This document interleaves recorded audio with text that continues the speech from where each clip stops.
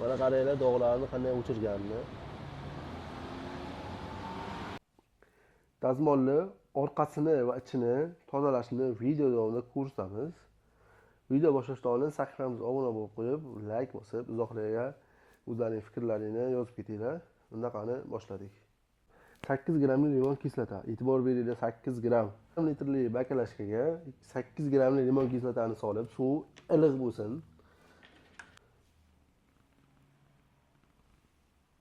Keyin yopib olib, yaxshilab chayamiz.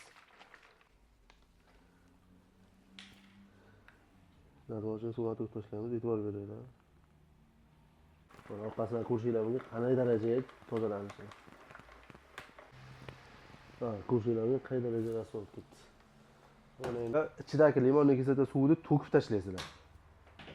Limon kislota suvi to'kib tashlanadi-da, yana ustidan yangi suv solinib, yaxshilab parqib chiqarib tashlanadi.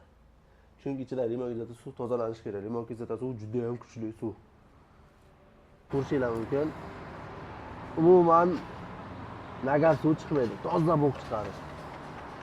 Ust tarafini qanday darajada rasvo ketganini ko'rasizlar. Aspirin dori bu, aptekaga so'rasanglar bo'ladi.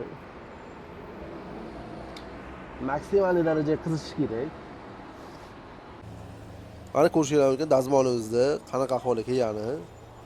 Bu dastlabki holatini video boshida ko'rgansizlar, mana endi bu holati. O'zlaringizlar bemalol shunaqa qilib dazmollaringizni tozalasanglar bo'ladi.